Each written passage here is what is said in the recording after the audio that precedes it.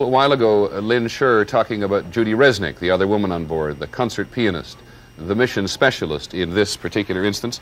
Lynn Sherr, who you now know covers space so competently for us, talked to Judith Resnik back in June, and back in June of 1982, which means we've gone into our library some extent. But here is another glimpse at one of the human beings who was on this mission, no longer just a still picture.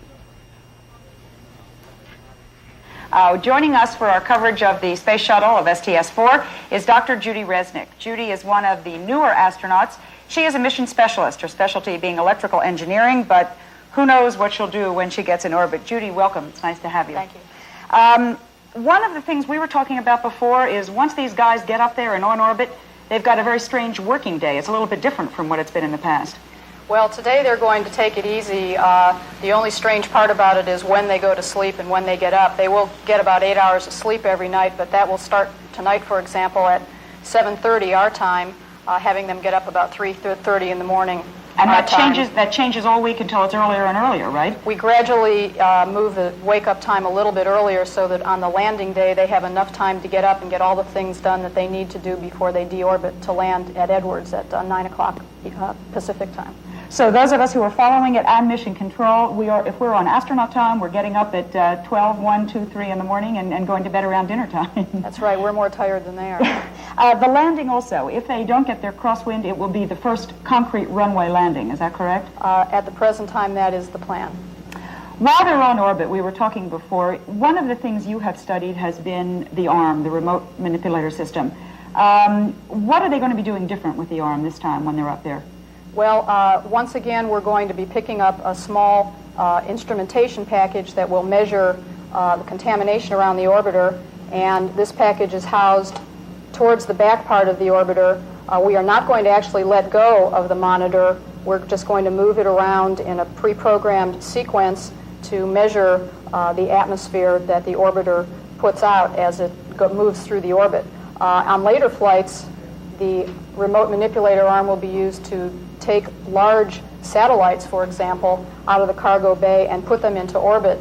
The orbiter will act much like a bus at that time, and the satellite will be actually getting off at its bus stop, so to speak. We get to the right place in the right time, and we'll pick it up with the arm, and we'll put it where we want to, let go, and then back the orbiter away and leave it there. That's really the kind of routine use of the space shuttle that we've been talking about all along, at least that NASA has. Judy, thank you. We will be coming back for lots more conversations with you. And Frank, I believe we're coming up with the first acquisition of signal from the astronauts as they approach orbit.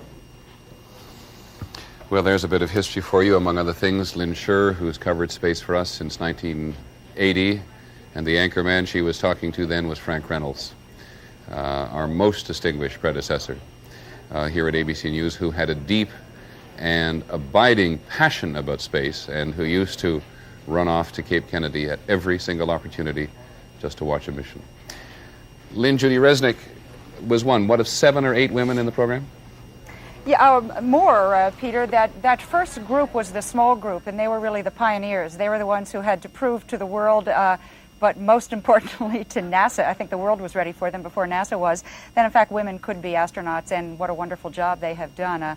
Watching that tape, very sad to remember that and watch that. But at that time, Judy did not have a flight scheduled. As you remember, of course, it was very competitive for all the new astronauts, all the old astronauts too, and particularly among the women, who was going to get the first flight.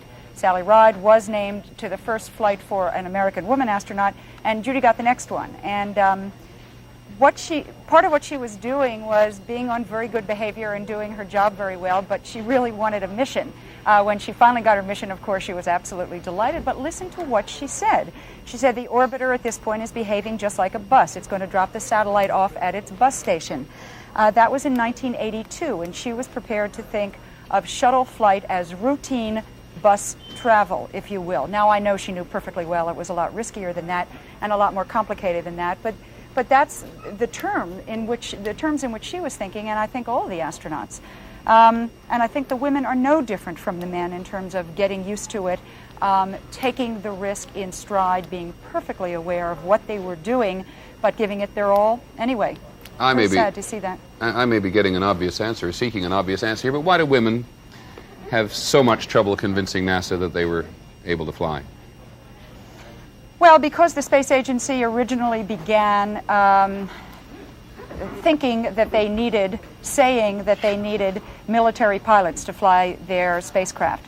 As we talked about earlier, in fact, these early spacecraft, there really wasn't a lot of flying to be done, but it seemed as if that was the way they were going to do it, and that allowed them to dip into their Air Force and Naval and Marine pilots and into that corps and say, we're going to pick the best and the brightest from that group. And women were systematically excluded Lynn? because, of course, women are not in combat. Yes, Peter? This is the NASA News Conference.